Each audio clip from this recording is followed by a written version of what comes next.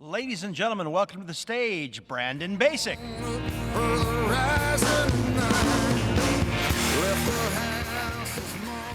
Thank you all very much. My name is Brandon Basic. I do live here in Dallas, Fort Worth. For those of you obviously here from Dallas. And I have a very interesting story. I'll share it with you very briefly, and I have some slides. It's a very humbling experience to be up here. Eddie called me in April or May and asked me to speak. Eddie didn't know what was going on in our business at the time. But 2019 has been a very humbling experience for not only myself, my business partner, and even our business. In 2018, we did about 270 transactions in Dallas, Fort Worth. That's a lot of business. In 2019, we're hoping to get to 100. It's kind of hard to stand up here and kind of call yourself a little bit of a failure, but a lot of stuff happens in life that sometimes we don't realize is happening to us. But if you know the answers to the upcoming questions that's happening, you're going to be able to take advantage of the market that is actually coming right now. And I've learned if you do things at the right time, your success is exponential. But you can do the right thing at the wrong time. So 2019 has been an incredible year, but also a year that kind of brought me back down to earth. New Year's Eve, my wife said, we're pregnant, of 2018. So I was obviously super excited about that. And in April, I have family that lives in Georgia, and they invited us to go to the Masters, which is an incredible experience. And the week after we got back from the Masters, we went to our normal checkup. And the doctor said, I have good news and I have bad news. And the good news is you and your baby are healthy, but we need to go to the hospital right now. We're having surgery tomorrow. So for all the mothers in the room and those medical type individuals, I did go to school to be a doctor. I was accepted to medical school, and I turned it down. I had that gut feeling that it wasn't for me. So at week 18, my son was about to fall out of my wife and die. That's exactly what happened to us. My son lived. She went in for surgery. My wife went on bed rest. So on April 18th, the week of Easter, my wife was told, you can't work. You need to go and you needed to buy her stuff. I had to go get a nanny. I had to go get a house cleaner. I had to get a dog walker. And by the way, my business was seeing trends downward. And it was like, okay, what can we do to stop this? So we noticed in Q2, our numbers were still dropping. And thank goodness I'm a KPI freak, if you want to call it that. Every single month, we spend between $25,000 and $60,000 on mailers in Dallas, Fort Worth to try to get people to call our company. And what we realized was what we're told works is not working. Hedge funds have poured themselves into Dallas, Fort Worth with $1 billion. Zillow is now buying in Dallas, Texas. Open Door, all these hedge funds. So how can we stay alive in this environment? And it was very difficult to me to go to Eddie and say, Eddie, I'm hurting. In March, we went to Eddie. We actually joined Note School because we saw something happening and we knew we need to take advantage and we had to be different in our approach. You innovate or you die. So as a Christian, this is kind of the quote that I try to remind myself of. That is my son, his name is Brooks, and my two dogs. But no discipline is enjoyable while it's happening. It's incredibly painful to go through it. But afterwards, there's a peaceful harvest for those in the right living. And sometimes we don't change. I did 200 plus deals a year. Who in their right mind is going to go change their business model? Who does that? Crazy people. So why? Okay, well, let's just keep mailing. Let's go borrow more money. Let's keep this engine going. But how can I compete against $1 billion organization? But sometimes in life, we don't change unless we're forced to. It's just the way we're made up. So I believe sometimes it's God's way of kind of readjusting yourself. Just what I believe. And also very humbling, because you're like, man, I'm kind of at the top of my game, and I'm 37 years old. I just brought a son in the world, and like, oh my God, I never forget that literally the day that my son was born, August 28th, I was on the phone with my business partner. His name is Dwight Harrison. He's in the back of the room. And we had a conversation about keeping the doors open. Like, man, the best day of my life is like the shittiest day of my life. But we're still here.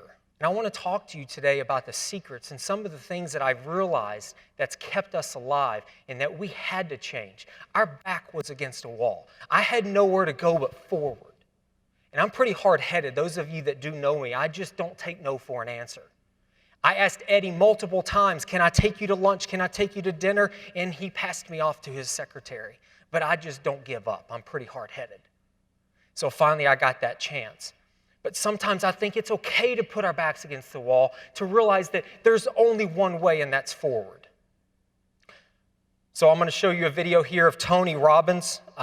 This was a business mastery video. I need to credit him for that. And you guys will see why I'm showing you the video. Because we're talking about your business here. How many of you spend more time in your business than you do with your children?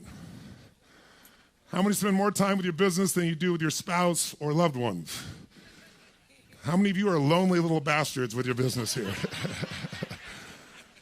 I say that because the next 5 days will be 5 of the most important and powerful days of your life without an ounce of exaggeration. That's not about me being powerful.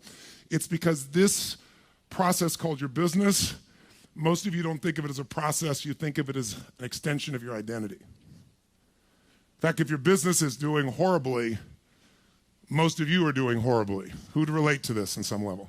Business is awesome, you are, I am so freaking awesome, I can't even tell you, right? The only challenge with that is there are cycles in the economy. And when you're looking really awesome, sometimes what you really are is riding a wave. And a rising tide lifts all boats. Just like investors. All investors look good in a great market, don't they? Oh, I'm so awesome. I'm making 20% a month. I've made 100% on my real estate. And then what always returns after that? Who knows? Winter. Winter is coming. So there's not only 4 seasons in life, but there's 4 seasons in a market. And we had to truly go back to the basics. We had no other choice. We had to ask ourselves, I remember sitting around the table and we asked ourselves, what business are we in? What business do we need to be in? And what business are we really in? I'll never forget, I was at Summer Summit and I had just spoken, and Dwight gave me a call and he said, I just had an incredible experience. I just got a chance to sit backstage, and he was speaking at an event in San Diego, and he was sitting backstage with Jesse Itzler. Some of you heard that name yesterday. He's an owner, I believe, of the Atlanta Falcons, his wife. He's a multi-billionaire. And he got the opportunity just to kind of pick Jesse's brain. And a very humbling experience happened during that time. Jesse was asked, Dwight, well, what business are you in? Dwight's like, we wholesale single-family homes. Well, Jesse said, what business are you really in? Dwight said, we're a customer service and a marketing company. And Jesse Itzler said, well, tell me about your marketing department. Tell me about your customer service department. And do you know what Dwight said? We don't have one. And Jesse looked at him and goes, you're a hypocrite. Oh my God. Like someone you look up to just calls you a hypocrite. You're doing all these deals, and it's like it was a wow experience. Just for us to realize what business are we in, what business do we need to be in, and how do we become successful in today's market, because it's changing right now. We also have to ask ourselves, we had to survey everybody in our company. We had 17 employees, and today we have 7. We had to ask, who are you in your company? And I share this with you because when you go through winter, you need to know where you are, and you need to be very real about it. You need to have a world-class marketing system. You need to have a raving fans customer a culture. You need to look at your P&Ls like crazy. You need to look at your KPIs. But you also need to know who you are in the business and the people that you need in the business to grow. And where are you in the life cycle of your business? Because sometimes you can do the right thing at the wrong time and you don't get the results that you want. You also need to ask yourself the single most important question is, who is your new client? I'll never forget, I heard a story that in 2008 and 2009, a realtor in San Francisco, she was looking how to make a living. She had 2 kids. And she asked herself, who is my client right now? It's not people that want to go buy and sell a house in California because everything's tanking. So she asked herself, what business am I in? What business do I really need to be in? And who's my current client? My current client are the Chinese. So she went to trade shows in China, built a buyer's list, made so much money in the downturn because she realized, who's my current client? And what does that customer want and what does that customer need? Because there's 2 major functions in business. You can't lie to yourself about this. It's marketing and innovation. If you don't innovate, you die. If you don't market correctly, you will cease to exist. I just promise you, because it almost happened to me. I didn't want it to happen. I didn't choose for it to happen. It's our customer and your client, you have to be so clear on who they are, what they want, and where are they going to find you. Because if you don't, they won't see you, and then you will cease to exist. Because marketing is getting people to do business with you, and innovation is simply finding new and better ways to do business with your customers. One of our mentors threw this line at us, and it was a very interesting line. Advertising is a tax you pay for being unremarkable.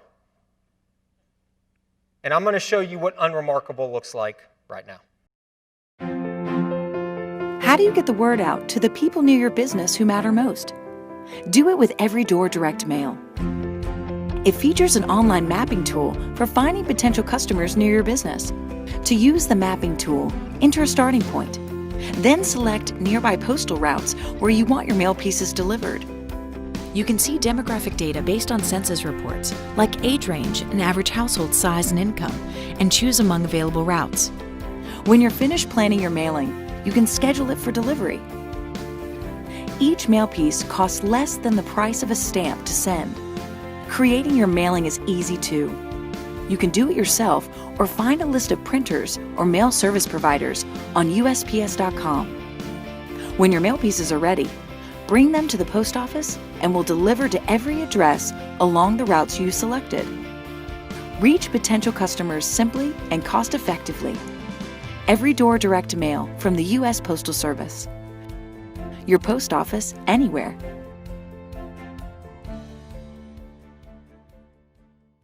I'm not promoting the USPS. I'm just showing you what unremarkable looks like. If you want to be unremarkable, you're in the direct mail business. We were.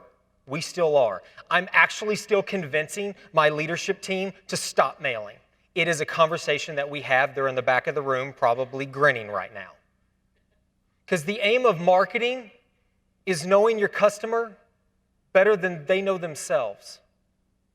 You have to know their needs, their wants, their desires. And the way that you effectively market is that your company needs to tell a story. And the story has to do with your client, your customer being the hero of the story. Many of us, we mail something out and we tell them how great we are and what we can potentially do. But your customer, they find themselves in a situation that they need help with. They are looking for somebody that's telling a story that says, I need a guide, someone that's going to walk me down my path and take me from sad to happy. That's what marketing really is in a nutshell. When you send a mailer out, you're basically throwing crap on the wall and hoping you get, actually it's really the top 3% of people that want to do business right now. Because all studies show that 3% of your population actually want to do business right now. 47%, they know they need to do something, but they're looking for a guide. They're looking for someone to hold their hand and walk them down the path and show them through content that they can get what they want. You need to understand your client so well. So I tried to think of an interesting analogy to get people to understand this. But there's 3 different types of leads. There's cold, there's warm, and there's hot. Okay, Brandon, wow, that's really great. Thank you for sharing that with me. But we talk to cold leads like they're hot leads. We're basically asking people to marry you on the first introduction. Now, if it's a Russian site, you might get somewhere. But that's not what you're looking for. You need to speak to the audience that you're looking for. So if you want to be great in mail, then you need to understand your audience, and you need to actually segment your audience and say, okay, these are my cold people, these are my warm people, and these are my hot leads. But that's impossible to do. The only way to do that now is to market completely differently. The USP is you can actually target something, and that's great. But did you know that on Facebook and Instagram and YouTube, you can do the exact same things for pennies on the dollar? Pennies. You need to start marketing. Spend a penny, earn $1. Don't spend 50 cents to earn $1. The world is changing around you. I promise you, it almost took me out of business. I'm here to tell you the story. Humbliness, it's hard to stand up here and admit you're wrong and that you failed. It's really, really hard. But you're marketing wrong. I promise you, you are. We were. We still are. But we are completely changing. We went back to the basics of everything that we do. The story that you tell your customer has to have emotion in it. John is one of my mentors. John has been training our company since 2016. I think he did a great job this morning talking about emotion. If you don't have emotion in your story, nobody's going to give a crap. They need to be able to understand exactly who you're talking to, and you need to be able to tell them, I know your problem, and get them. In today's world, I've got friends on Tinder. I'm a married guy. But people on Tinder, you're scrolling, and what do? You swipe right. Well, when you're marketing, it's really the same thing. You're getting someone to swipe right because these people don't know you. But once they swipe right, it's like, okay, I want to have a conversation with you. I want to get to know you. That's called a warm lead. So look, you talk to a first date completely differently than you talk to a cold lead. And then you have your hot leads, which is your Netflix and chill. These people know you, right? So you're talking to your cold leads like they're hot leads. It's like, hey, why don't you come over and let's Netflix and chill? And they're like, I don't know you. But that's how we market, and we expect the same results over and over and over. So I found a little bit of a hack, and I wanted to share this with you. It's called magic marketing. You need to motivate your audience to act on your goal interactively with great content. The eyes of your consumer are no longer on television. How many of you are excited to run home at 3:45 every day and get the mail? I'm serious. How many of you are so excited to go home and open the mail? And you're so excited to watch that TV commercial. But did you know that 90% of executives in America today, that's where they spend their advertising dollars? But our eyes are not there. The first thing that we're doing in a commercial is what? We pull out our phone. And what do we do? We start scrolling. And then what do? We swipe right. So why aren't you marketing like that? You need to understand that as human beings, I'm going to go into a little bit of psychology. I know John went there. But it's truly marketing is psychology. We as human beings have 6 needs. We have the need of certainty. We have the need of uncertainty, significance, connection, love, growth, and contribution.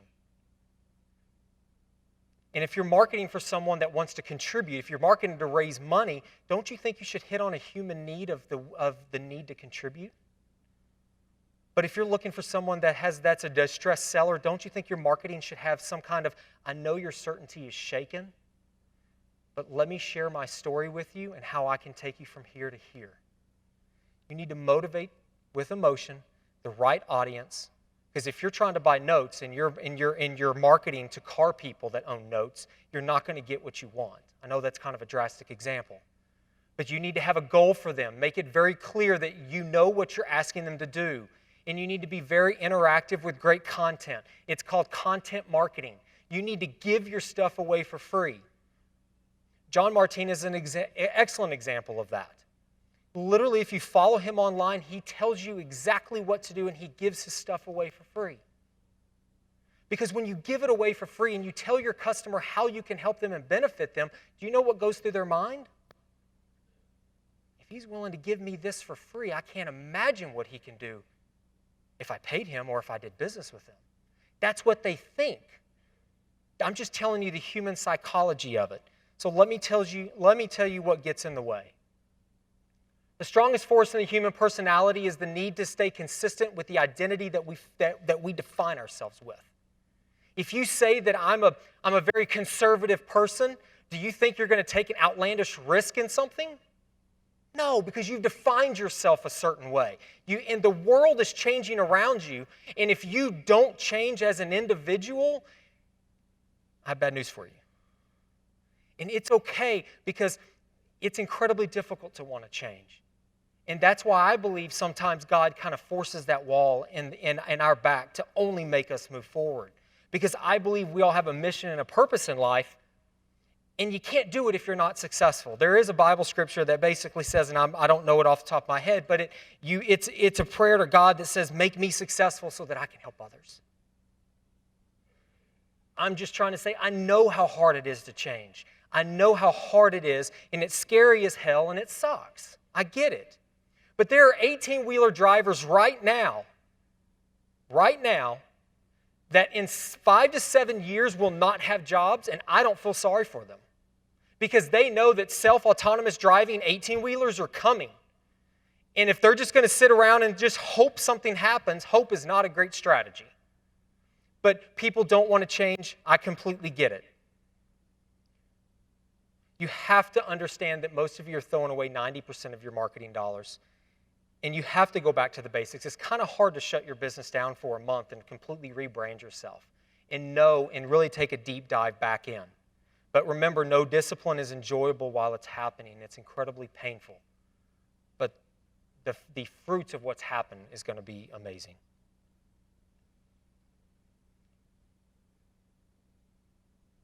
The success cycle is very simple. I just want to share it with you. Sometimes we don't believe in ourselves. We have this identity that we can't change and that things are fine the way they are, but people always act on the basis of what they believe. It's just how we are as humans.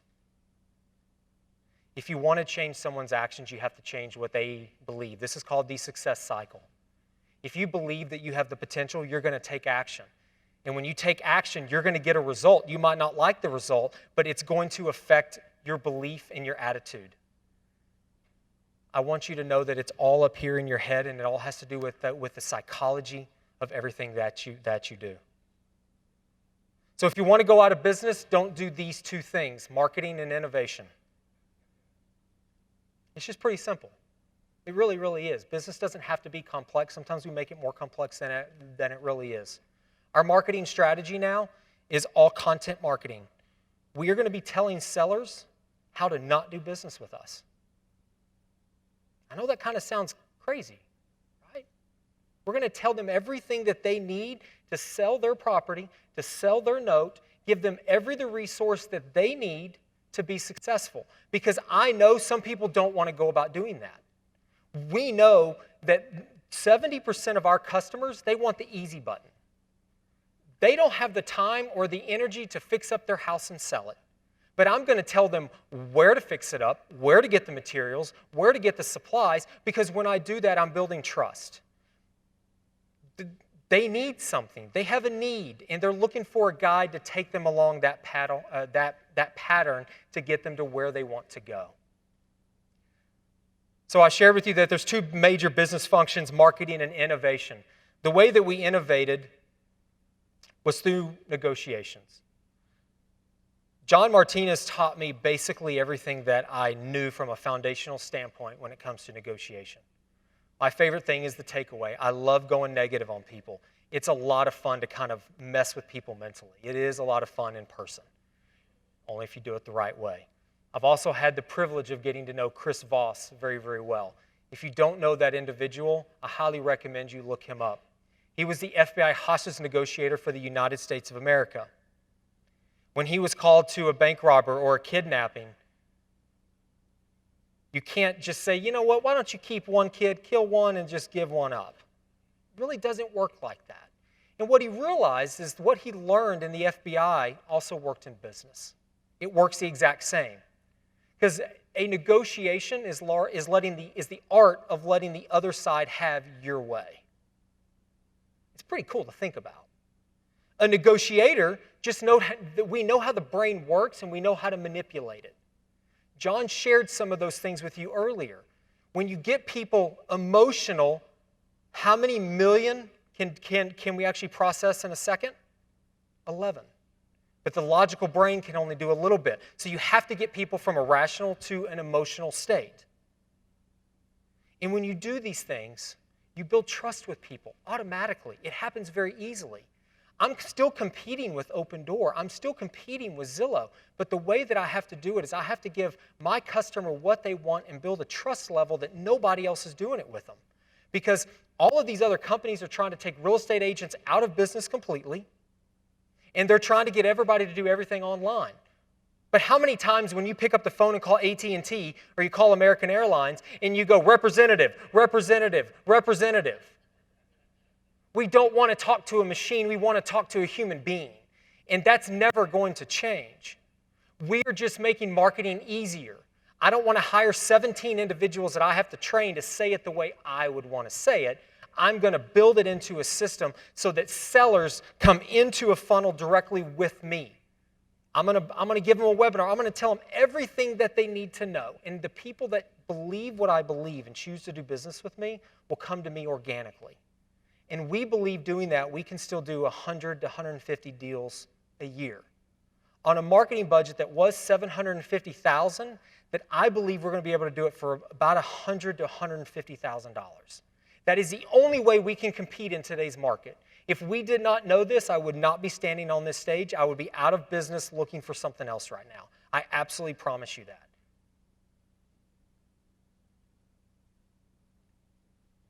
So how do you master the art of negotiation? This is not something I picked up a book and then I became a master. It was something that I actually just absolutely love to try to figure out. I need you to understand that it is emotions, that we don't buy products. We buy identities, things that we believe that I stand for this, so that's what I'm going to buy. There's no way in heck I'm buying that Louis Vuitton purse. It's $1,800. I can buy a purse at Walmart. But then why in the heck is Louis Vuitton, why do people buy Louis Vuitton purses all the time? Did you know that they might have a higher need of significance than somebody else? Sometimes it's really as simple as that. And when you understand the needs of your customer and the individual and where you're going to take them, client becomes so crystal clear that no one else can match that in marketing. Nobody can. I'm telling you the secrets that I know that have allowed us to compete with billions of dollars in organizations. Our marketing budget's going to be $125,000 a year, and we're competing with $1 billion. All we're using is psychology and emotion and trust. That's really what we're doing. We know what drives people. There's 3 different types of people in this world. It doesn't matter where you're from. There's assertive people, there's accommodators, and there's analysts. Do you all know the difference between those 3? Assertive people are very blunt. They just get to the point very quickly. An accommodator, they just like to appease everybody. They love to talk. They love to do all of those things. An analyst wants you to shut up so they can think. So if an assertive is talking to an analyst, usually there's a lot of conflict. So just understanding who you're talking to, we know that 64% of our sellers are S's on the DISC scale. These are people that are very steady. That's more the accommodator type. So we know in our marketing that we need not to be too forceful, but we need to be very helpful, and we know that they need to think about it. Because if you go in and you pressure people, John did an excellent job this morning telling them their wall's going to go up and you're not going to get anywhere. The primal urges of human beings, there's really four. So I'm teaching you the master of negotiation. People want to feel in control. So when you're negotiating with somebody, remember, it's the art of letting the other side have your way. It has to become their idea. Again, sorry to use John as an example. He showed you this morning how you can use a takeaway to get people to want to do business with you, and it's their idea. That's just a technique. People want to feel safe. We want to feel secure. We want to feel in control. We want to feel accepted as a human being. How many times have you picked up to the phone and it's that Aunt Sally or that uncle and you're like, oh my God, we're going to talk for an hour. And at the end of that conversation, you said nothing, but they say, oh my God, I just absolutely love you. There's something about you that I just love. Because people love to hear themselves talk and it makes them feel good. It makes them feel in control. The number one driver in human behavior for people is it's called loss aversion. It's the fear of losing out onto something. So when you take stuff away from people, if they're really in a desperate situation, they're going to tell you. I love to say, look, no matter what I offer you today, it seems like you're just not ready to sell. And right there, they're going to correct me, and they're going to absolutely tell me, no. When you take yourself off the equation, you're going to know very quickly, does this person really need me, or am I trying to sell them? Loss aversion, 70% of every decision that we make is based on the fear of loss. It's just known. It's just part of who we are as people. Please understand, our brain is also wired to think very negatively. We have 3 negative wires in our mind and 1 positive. The reason that we have that, because back in the caveman days, if you saw a cave because you're cold and you want to sleep somewhere, if you had 3 positives to 1 negative, you probably wouldn't have made it because there might be something in there that's going to eat you. So our brain has had to, over time, tell us, don't go in that cave, don't go in that cave, something's in there to basically destroy you. Our minds think like that. It's just who we are as people. So a good negotiator knows how to manipulate the mind. These are some of the ways that a good negotiator, aka you, can manipulate people in a positive way. Because when you're talking to people, all they really care about is themselves. So if your marketing is all about you, meaning you're the hero, you're not getting anywhere. Most people's marketing is all of that. Because all they care about is, what are you going to do for me? So we need to seek to understand before being understood. Ask questions. Get people to engage and to know that you're not there to sell them stuff. Get them to say, I'm just here to help you. I'd like to take 5 minutes over the phone with you, get to know you a little bit, and at the end of the 5 minutes, if you don't feel this is something that we can do, let's just call it a no. What did John call that this morning? It's called an advance agreement, is what it's called. But it works incredibly well. Every time you get on the phone, you should be using that tactic. So I want to give you 6 tactics for getting the outcome you want. I need you to recognize that when you're in a negotiation, you must be willing to give in order to receive. That's content marketing. It's reciprocity. When someone gives you something, don't you feel the need, my gosh, they went so out of the way for me. I'm trying to show you that these techniques and these tactics are not hard. You already know them. I'm just trying to put it in a context for you so that you understand it's really easy. Go out there and love your customer and take care of them and give them so much value that there's no way they would take another offer because they want to do business with you.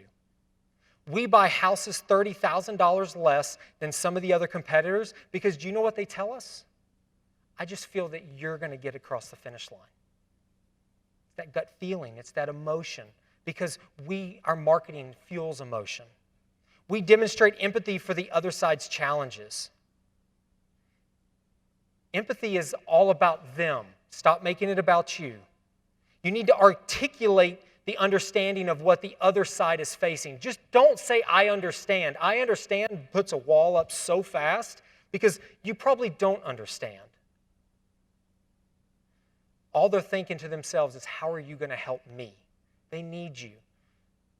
When people call our phone and they do get our marketing, how often do you think they say, here's what's going on. I lost my job. I have all these problems, blah, blah, blah, blah, blah. No, because they think you're going to take advantage of them.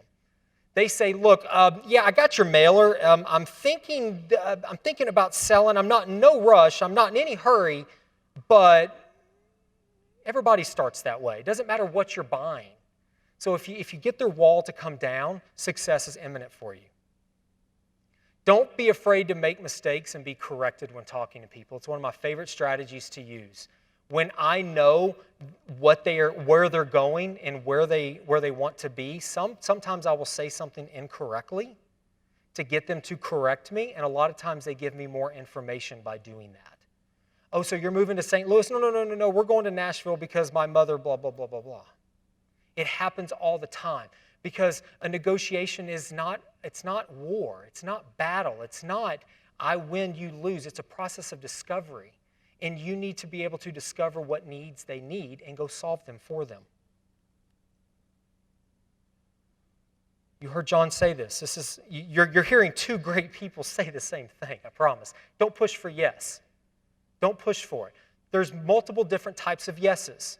There's a commitment yes, there's a confirmation yes, and there's a counterfeit yes. How many times have you ever said when someone in your phone rings and they go, hey, do you have 5 minutes? And what do?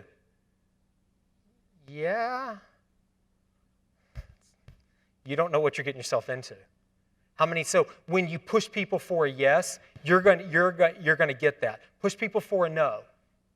Is now a bad time to talk? Is it a crazy idea if? Is it ridiculous if? People want to say no because it makes them feel in control. Remember, the human need of an individual, this is a very simple stuff, is to feel autonomous, in control, safe, and understood. And when you actually feed into that, it makes people trust you more. If no isn't enough, you need to empathize with them and go for that's right. One of the favorite things I love to do is to paraphrase and summarize what someone has said, because when you do that, someone says to you, that's right. I do love the Denver Broncos. When you do that, someone immediately says, I'm on the same wavelength with you, and there's something about you that I like.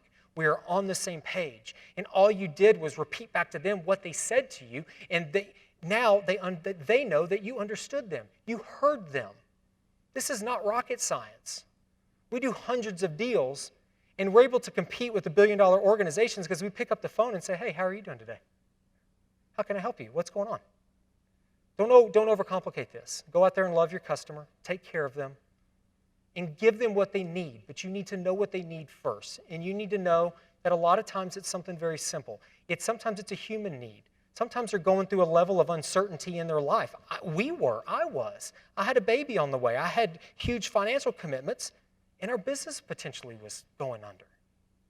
Do you think I needed some certainty in my life?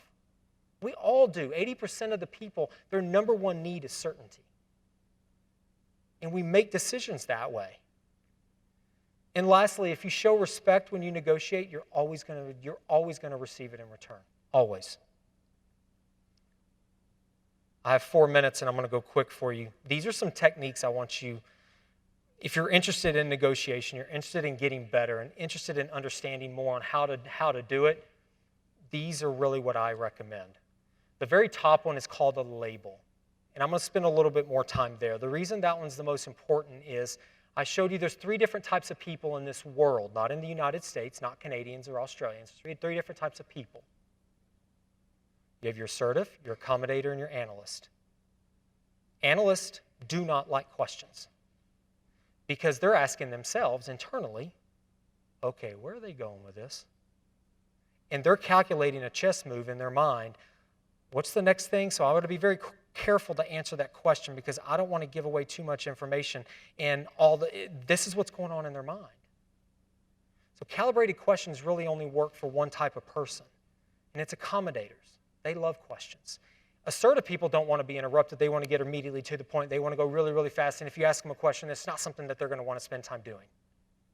But a label starts with it sounds like, it feels like, it looks like, you seem like, you sound like.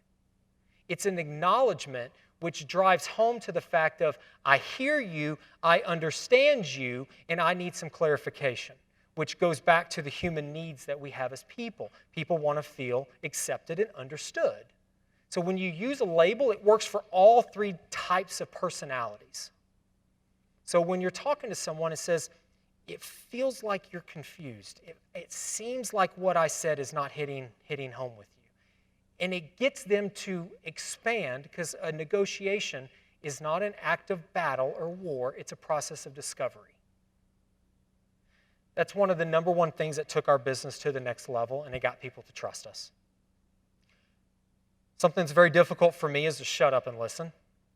Ever since I was in kindergarten, I was always in the principal's office because I would not stop talking during class. So this is my challenge, dynamic silence. Sometimes what you hear is you need to just shut up and listen. A mirror is just repeating the last three words that someone says. Again, it's getting someone to open up and share with you more information so that you know how to help them. Don't assume you know what they're going through and what they need. Let them tell you. When you use mirrors, it expands on that. An example of, hey, I'm going on vacation next week. Vacation next week? Yeah, we're going blah, blah, blah, blah, blah. It's a very simple tactic and tool and technique you can use to expand your communication and conversations with people. Paraphrasing and summarizing, it gets to that's right. It lets people know you heard them. You understand what they're going through, what they're saying, and you understand how to help them. When you do these things, I promise you, you will buy notes, you will buy houses, you'll buy whatever you want cheaper. It just works. One of my favorites is something called an accusation audit. It's basically calling out kind of the elephant in the room. Sometimes when you're walking into someone and maybe you're late for a meeting or something, and you walk into the meeting and you know what they're thinking because you're late, and you go ahead and say it, you say exactly what they're thinking, some of you might not want to do it, but that's actually one of the biggest trust builders you can actually do. I know you're thinking right now, just what a complete waste, and there's no way I can probably even trust this guy because he's late. When you say these things, people are like, holy cow, that's exactly what I was thinking. And they're going to then correct you and make you feel better automatically. They're going to say, no, it's completely okay. I appreciate you saying that, but yeah, let's get on to business. So in 2019 was the greatest year of my life. I had my first son. Was very humbled going from 270 deals down to just under 100. But because I believe God put us back against the wall, and He gave us the techniques that we need to know how to love our customer more than anybody else, to give them more value than anybody else. We're now going to be doing deals at a completely different level, in a different way. I no longer need 17 people. We're going to have 7 people in our organization. Our marketing budget is going to go down from $750,000 to $150,000, and we're actually going to be more profitable. So Eddie didn't know I was going to speak about this. So Eddie, I hope you're not mad at me. But I want you to know that sometimes life happens, and it's okay to just say I messed up. But I want you to know when your back's against the wall, it's painful. But when you move forward, it can be a beautiful thing.